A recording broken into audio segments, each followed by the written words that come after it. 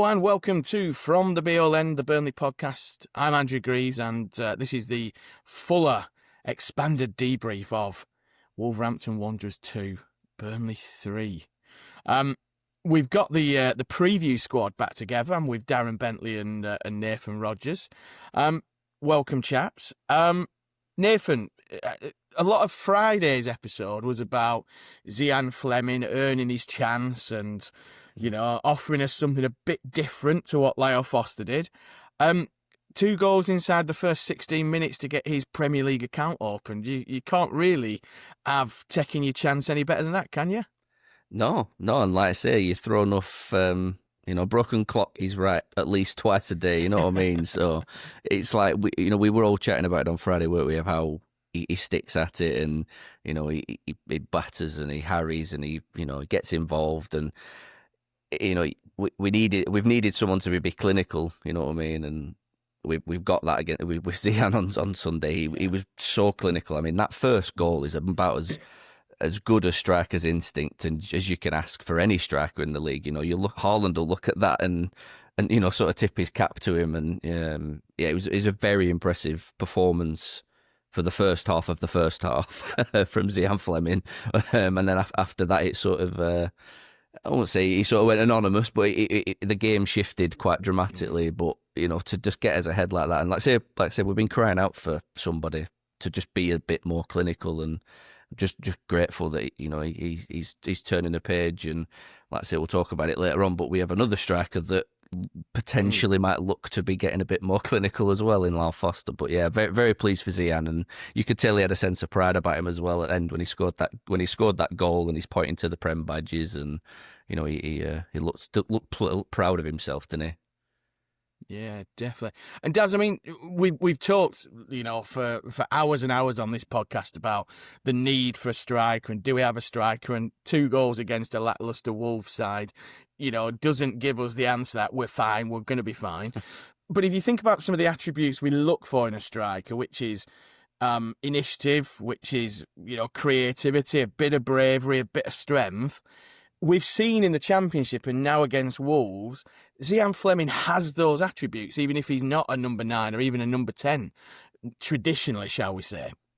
Physicality and the ability to smash in the thunder bastard, as we talked about on Friday, I think it was. And both of those were on show. I mean, that first goal, Nathan Dry, that's as good as anything you'll see. I mean, there's sort of echoes of Robin Van Persie there. I know has been brought out in the last couple of days, and he does remind you of that very much. But it's a fantastic finish. And he's got that in his locker. We've seen it so many times outside the area. He's probably scored as many goals outside the area as he has inside. But the second pleased me just as much because he showed that predatory instinct that you need as a striker.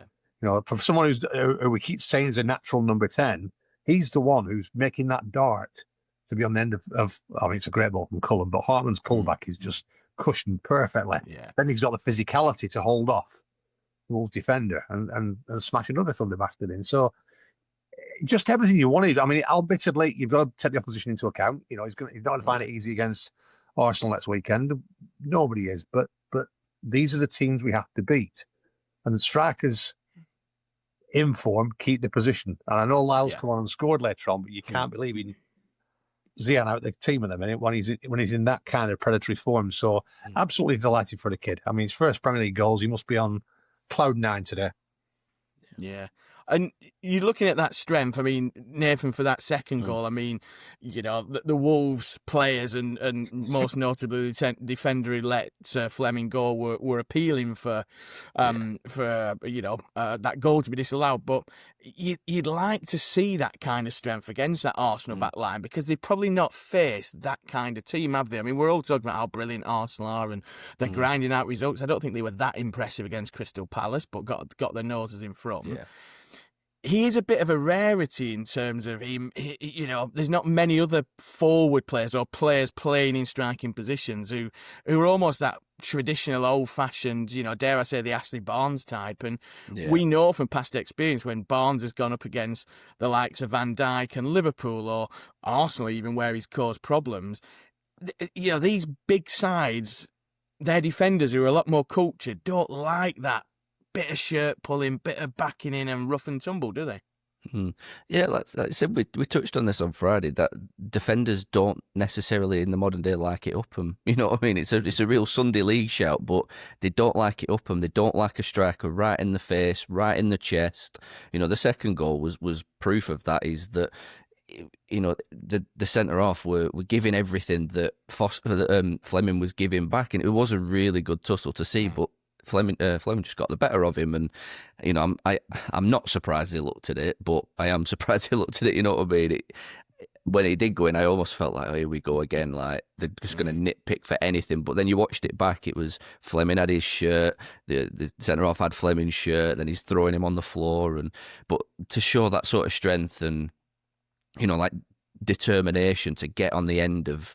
You know, and it wasn't really an obvious sort of phase of play from really. It was very much a one-touch passing, and Hartman does really well just to sort of just bounce pass it back with his foot and to be reactive and to be doing everything at once in that short space of time from a player that hasn't scored many goals. For us, it's encouraging to see that really. You know, I hope he can continue. Like say against Arsenal, they're not going to you know, we just have to show that.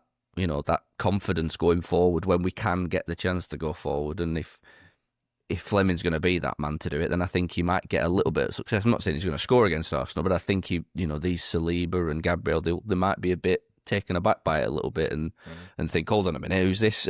Who's this guy? So. Yeah. And Daz, just on Hartman, I mean, we've spoken again at length about how well he's fitted in and how much we like him as that kind of attacking option. I mean, the ball for the first goal is superb, but then the touch back across, as you mentioned, is just exquisite, isn't it? I mean, what a ball from Josh Cullen over the top.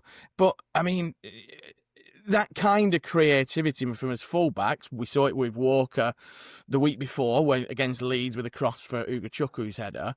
We've been crying out for that kind of creativity in the Premier League, haven't we, at fullback? We didn't really have it under company despite having some good players. But are you kind of happy with the way Parker's setting up his fullbacks when we set up in that 4 at the back system?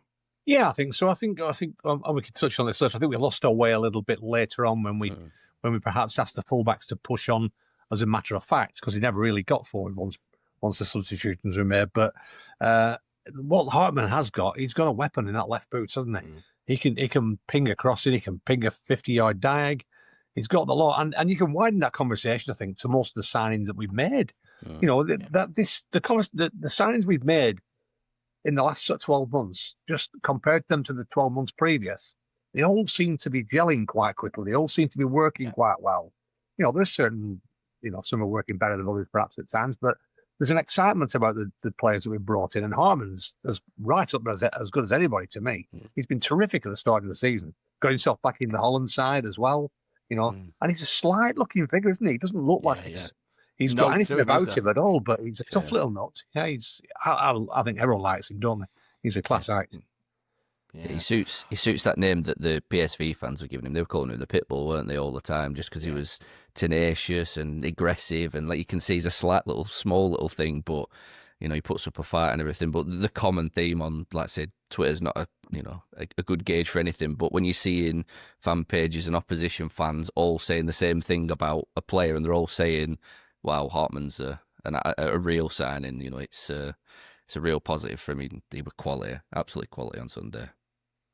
Yeah, and Nathan, looking at the kind of the wing play, which was probably one of the more disappointing aspects of Sunday's game. Sorry, we'd been good on the wings, haven't we? Up until now, we've been, Anthony's been getting quite a bit of space and things like that. But both him and Brun Larsen were both largely anonymous in their time on the pitch, weren't they? I mean, I'm not suggesting kind of, one game we suddenly swap out both wingers. I think we talked on Friday about wanting Loon Chauner rather than JBL. It did look like Brun Larsen perhaps wasn't fit enough. I mean, he stayed out throughout the whole of the half-time break so that, his legs didn't seize up. Was that, do you think, a deliberate ploy of Parker's to kind of, I don't know, kind of almost make that central 5 a little bit more solid, not have the wingers with as much freedom? Or do you just think it was a bad day at the office for JBL and Jaden Anthony? Yeah, I think I think in the whole like sort of bigger picture thing, I think Wolves were really open in the middle for most of the game, and I think that's when most of our play went through that sort of middle area, and I think the sort of wing players did get neglected. But so then I think it highlighted how they were having an off day. Like I thought JBL was. He was pretty poor, if I'm being really honest with you. Like he's had 2 or 3. I'm not saying goal scoring opportunities, but really good opportunities to do have a real attacking threat, and he just didn't look confident whatsoever. Like he didn't look like the player that I remember, from them moments, under Company in the Premier League, where he was sort of your shining light in a team. He just looked devoid of that confidence. There was one where he was charging down on goal, and like you mentioned, he didn't look fit. He just didn't look like he could have that touch of pace and just kick on and have a shot on goal. Like I didn't expect him to score. I just would have liked him to maybe knock it past and have a shot. And you look at Chown, who's got that hunger and that desire, like we were speaking about on Friday, that he wants to run hard, he wants to run aggressive, and I felt like we may have been in a stronger position. And it's all after the horse has bolted, but I think if we'd have had Chowner in that position, I think we might have had more of a stronger hold in the game. I think we may have got a third potentially, rather than when they get the first, we may have gone and broke on and got a third. But look, Parker, I think Parker did get it wrong ultimately. That's what the point I'm getting. I think he got it wrong with JBL. He didn't look right against Leeds personally, and I just don't think he looked right again. So hope maybe we see a different team. Well, we're going to see a completely different team against Arsenal anyway. But yeah, JBL just wasn't at the races, and Anthony was pretty similar. But I think that was more towards how Wolves was playing rather than how we were playing to an extent. Yeah, and we did lose his way a bit, Daz, didn't we? I mean, the penalty kind of kicked things off. I mean, I think we all look at it and go, it's a soft one, but it is a penalty. I think Cullen's unlucky. The lad's foot's come across him. He's played the man, not the ball. Yeah, but did you expect us to kind of be as rattled as we were? Because it looked like, as soon as they got the first, we struggled to string passes together. We allowed them to come on to us. At one point in the second half, it looked like we were happy with a 2-2. We kind of had all the control, didn't we? We'd had them chanting about getting sacked in the morning. You've sold the players, now sold the club. It was a really weird period, weren't it? That last 15 minutes of the first half. I think Chris touched on this on the debrief, whereby, I mean, it is a penalty, but it's the softest of penalties. Yeah. And there's a running theme about Burnley conceding soft penalties, because they always seem to be that dodgy sort of soft, rubbish, modern day penalty, don't they, were conceding at the minute. But it changed the whole feel inside the stadium, and this is what Chris touched on. And suddenly, from being down and out and calling on players and asking for the manager to be sacked and shouting everybody out of the place, they've suddenly got a belief and they've got something to hang on to. Then they get behind the side, and lo and behold, the players pick up a little bit. So it's one of those things. I think we just didn't react very well. The penalty probably did rattle us a little bit, but it's poor defending for the second goal. You have to say, I think, it's just the guy's got to be stopped from crossing that ball. He has about 4 or 5 attempts to cross that ball before he gets it in. And then it's just a lazy sort of leg hung out to keep back over. Guys from Martin in the middle. Wasn't great. There was a couple of instances, actually, where in the first half, at that point of the game, where Twanzebe was losing his man in the box. Yeah. If you look, a couple of times that happened. And you're just thinking, you can't knock off at this level, because you knock off at this level and you drop by 10, 15%, and that's all it needs, even against the rubbish sides. Yeah. And just going back to what Nathan said a little bit, what I would say, it was a brave decision, I think, by Parker to play JBL. He could quite easily take the easy option out there, stuck Loom in after his Thunderbolt last week and said to JBL, sit this one out, son. But he went with him again. And for all his faults, JBL, and he's a little bit pedestrian, I think I liken him into a human handbrake at some stage during the game, because he slowed the play down so much. But when he went off, we lost our way again. So there's obviously something that Parker sees in him, whether that's the helping out defensively, whether it's the maintaining the ball. What it is, I don't really know, because we don't really see, or haven't seen that much of it. But it's a brave decision by Parker. And you have to say, you can't carry passengers in the Premier League. And we've come away from that game with a win. So he's justified in picking him, I suppose. Whether it'd be interesting next week to see what he does. Because he might well go back to 5 at the back next week. And JBL becomes the captain. But for now, you've got to admire he's picking what he thinks is the right side to get a result. And he picked JBL and it paid off. Yeah, I did just wonder whether it was, and we kind of talked about the work rate of JBL, that kind of making us more solid, perhaps, where it kind of, he almost can drop into a fullback role. But, I mean, we got the win in the end, Nathan. I think, all of us watching kind of thought, well, we're settling for a point. And then, the substitution, we saw Loom getting instructions, and all of a sudden Loom was nowhere to be seen, and Ekdal was coming on, and Laurent was coming on, and I was sat in a pub in Todmorden screaming blue murder at the television. And then we get Hannibal, who's, perhaps not pulled up trees, but that winner, I mean, there's a determination to win the ball back. Yes, there's a misplaced pass. But, I mean, the run from Foster, and he points to where he's going to go, and it's almost a bit of a weird run. He's kind of running away from a galloping Hannibal. And then what a ball from Hannibal. And then that little Knox finish past Sam Johnson. I mean, that's the kind of thing we want Lyle to be doing, playing on that last defender, don't we? Yeah. Yeah, I mean, you got to sort of tip your cap at Parker, really. That's how he wants to play, doesn't he? Away from home, he wants the point first and foremost. It's don't lose a point. And then can he snatch one? And he's worked. If you look at the sort of the second half as just a mini game in itself, it's sort of exactly how Parker would set up. It's 0-0 effectively. It's a draw. Stay in the game, be tight. Just ride out certain instances, because, like I said, the whole dynamic changed after the equaliser, and then you sort of start in the game again at half time. It's almost like back to the beginning, and we rode it out really well. But there were times where it felt negative, but I could see what he was trying to do was protecting the point, because a point for us away from home is a far better result for us than it is for Wolves. I'd probably earmark that down as a point at the start of the season. Away from home, I'd be happy with that. So he's protecting that, and then if you can go and snatch one, it's ideal, isn't it? It's the perfect scenario, isn't it? And I think there's probably a bit of sourness in there just because of how well we did start. If that start didn't happen and it's just 0-0 all the way to the 94th minute and we do that, we all sit here going, oh, what a smash and grab that was. We're all sort of smug and rile. So yeah, I think it were I think he managed the game quite well. I think the subs came on and they did what they needed to do, and Laurent he's turning into that sort of Graham Branch utility man, isn't he? He gets given a job and he does it excellently. So that's all you can ask for, really, isn't it? I don't want to be the harbinger of doom here, but I feel like there's a little microcosm of the Leeds game in the Wolves game as well. And against better opposition, again, we'd have been punished.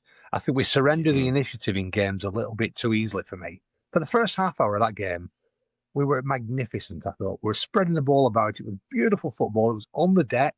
It was first-time triangles. It was long ping diagonals to feet. It was superb stuff. And then for some reason, we retreat into a shell a little bit, don't we? And the penalty caused it a little bit on Saturday. But then in the second half, where was that? It just disappeared completely. And it was a bit like that against Leeds, I thought. And I was really disappointed in the second half that we didn't take the initiative, because we were a better side than them.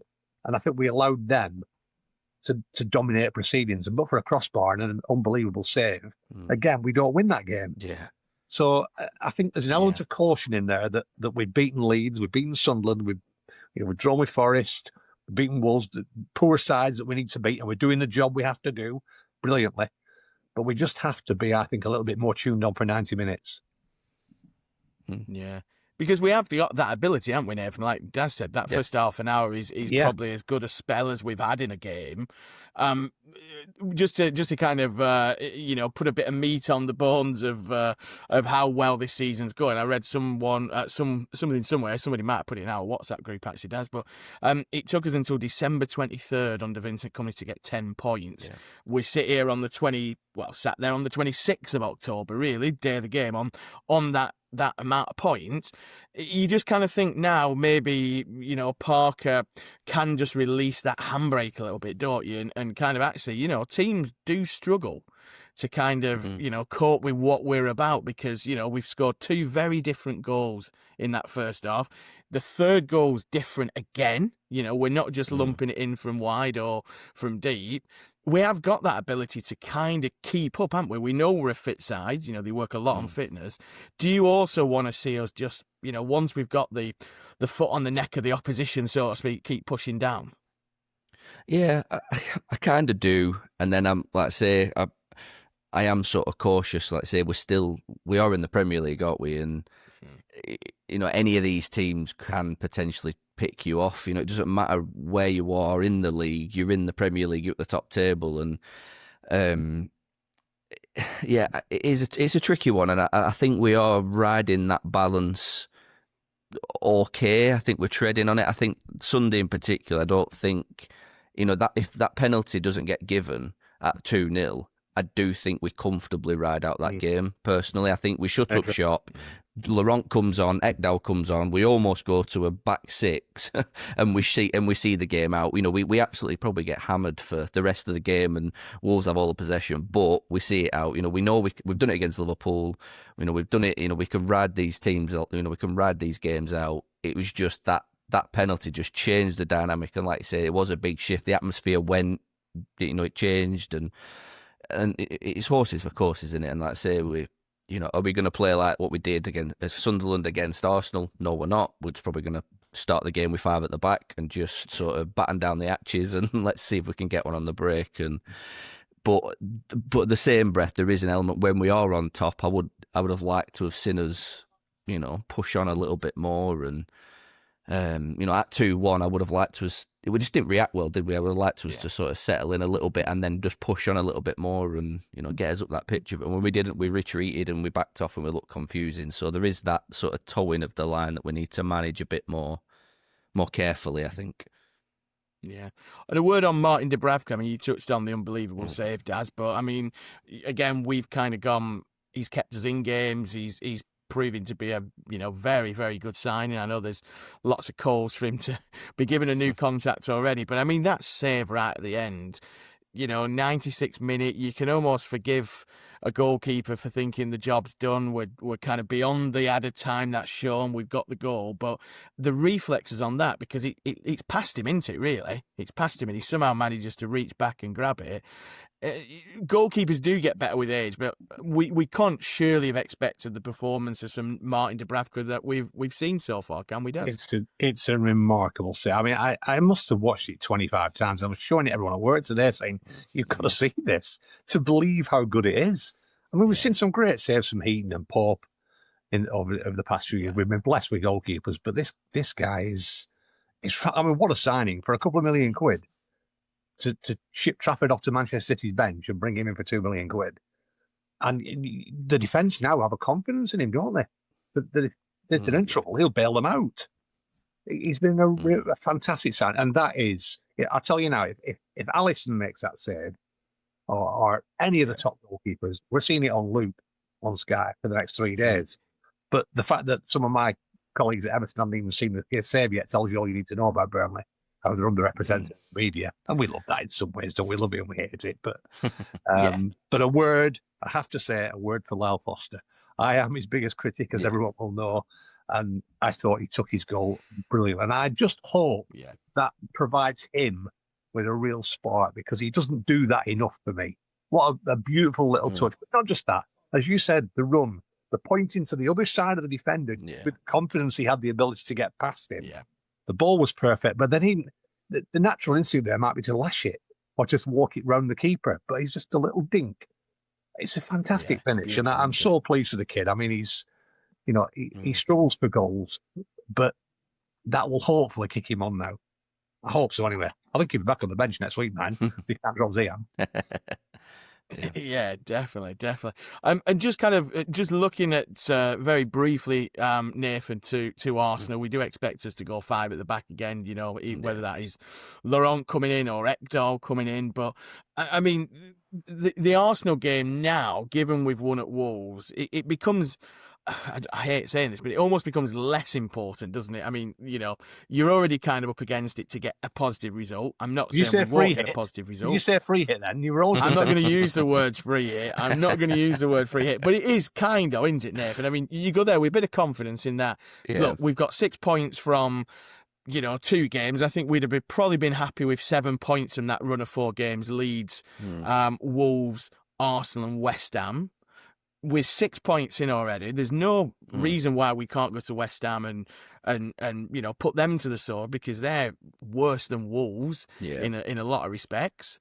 But the Arsenal game becomes a bit less pressured now, doesn't it? If you lose at Wolves, you're then suddenly thinking, right, we're still 4 points off what we think is par from this 4 games, don't you?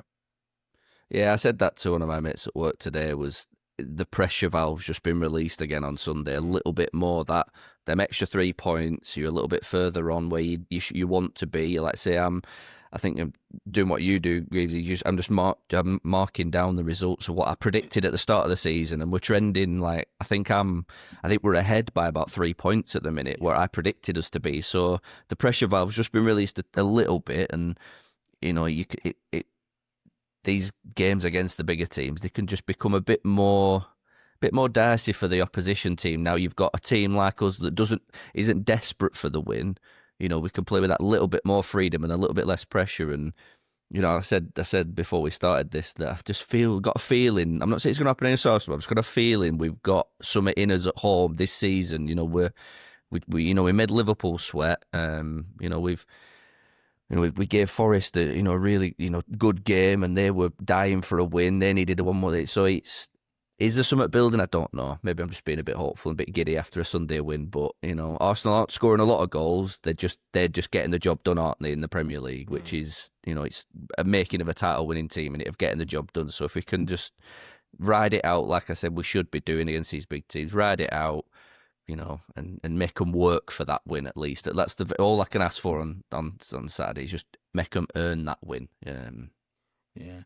And Daz, you'd love to stick one over on Arteta, wouldn't you? I mean, given the fact he just whinges every time he comes to more length of the grass, temperature of his coffee, lines not being wide enough. Of all of the managers that come, now Clipperty's no longer at Liverpool. You'd love to see Arteta's face having been put to the sword by Burnley, wouldn't you? Or being mischievous? No, don't be mischievous at all. We had a real knack, didn't we, under the previous manager, whose name shall not be mentioned, of picking up results against big sides, and we've not yet really done that this season. But press repeat for the Liverpool game. I think it'll be for Arsenal.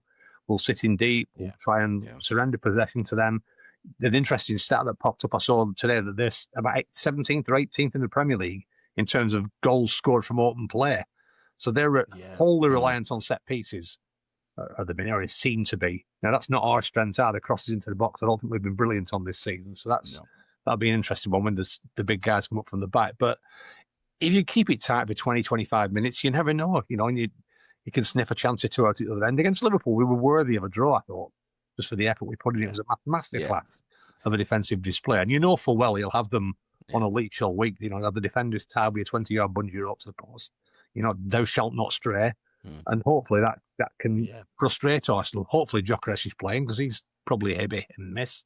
You feel like you can get him on an off day, you can keep him under a leash a little bit. So, but they're a class side. They're going to win the Premier League this season, I think, and it's probably a tougher game than Liverpool this weekend. But I'm going to say it's a free hit, because back-to-back wins have given us the freedom to go out against Arsenal now and give it a go.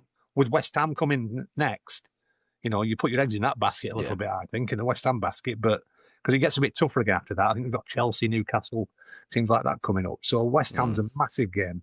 Arsenal is a free hit. I'll say it, it's a free hit. There we go. Free hit, 28 minutes in. I mean, the Premier League itself this year is a bit weird, isn't it, Nathan? I mean, City losing at Villa, Sunderland winning at Chelsea. We've done that ourselves. We've beat City at home. We've won at Chelsea, etc., etc. But Liverpool, is it four Premier League defeats on the spin now? It feels a weird division, doesn't it? I mean, Sunderland in the top 6, Bournemouth second. Teams are for all this kind of gap.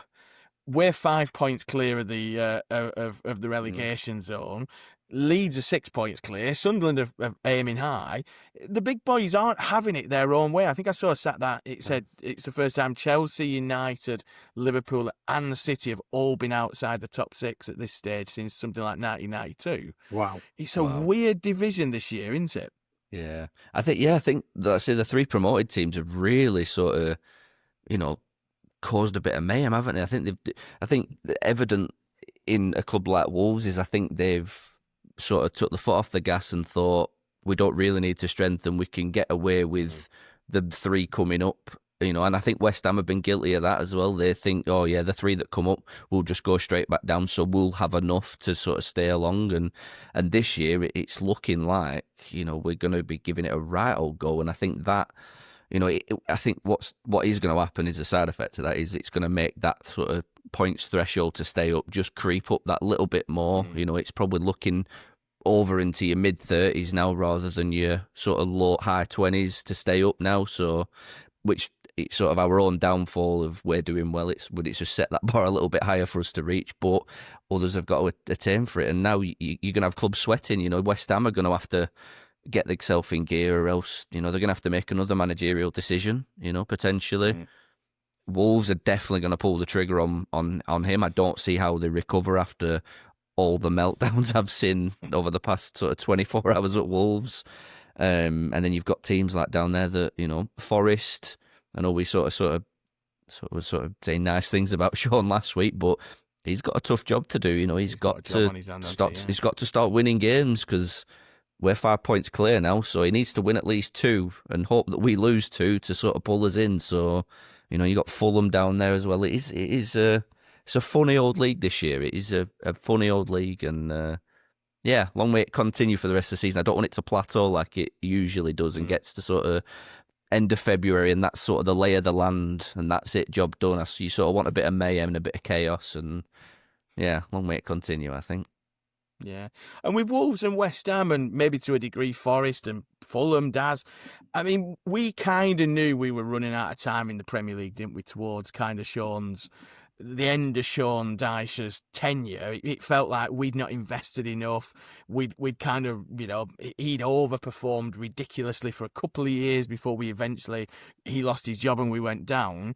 It feels like there's a bit of that going on, doesn't it? If you look at kind of, I think, I mentioned on Friday, one of the West Ham keepers, I think it's, I don't know if it's Areola or it's Fabianski, left the club and had then been brought back in.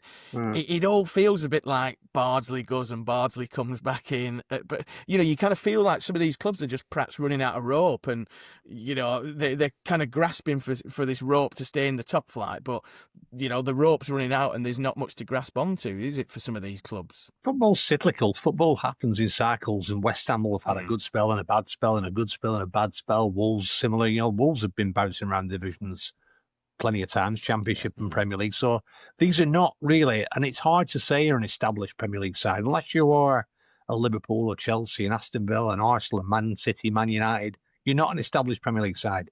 The fact that Bournemouth and Brighton and Brentford keep pulling it out every year is testament to their recruitment. And Wolves and West Ham are clearly just getting the recruitment all over the place at the minute.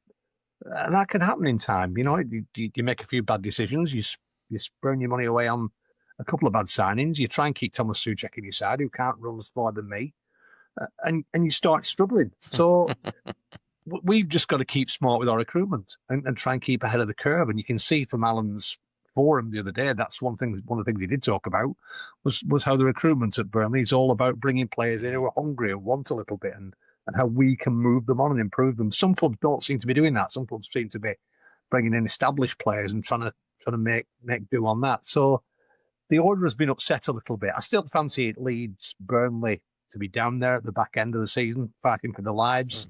West Ham and Wolves will be down there. The usual suspects will be done. I still think Sunderland will come back to the pack, but they've already given themselves enough of a cushion to probably be, they're halfway towards the safety now with 17 points, so they'll be okay, I think. But I still think the normal shake-up will happen, and the sort of the weak will get weak and the strong will get strong. Don't expect us to be pulling away, and don't get any dreams of Europe anyway yet, Greavesy. I know, you know what I'm like. You see 2 wins on the bounce, and I'm listening to Alan Pace talk about winning the Champions League, and I'm thinking that's it next year, 2027, get that trip booked to the final. But a couple of the other smaller sides doing well. Of course, Man United now up to up towards the kind of top 8 as well. So some of the other smaller sides perhaps could get dragged into it. But thank you very much, chaps. We'll leave it there for this episode. We'll be back a little bit later in the week, or part of the pod squad will be, to do a bit more of a deeper dive dive into that Arsenal game, look at the team news, and perhaps look at some of the other Premier League fixtures as well. But a big thanks to Nathan, Daz for joining us tonight. And until we see you and you can listen to us again, enjoy your week and up the Clarets.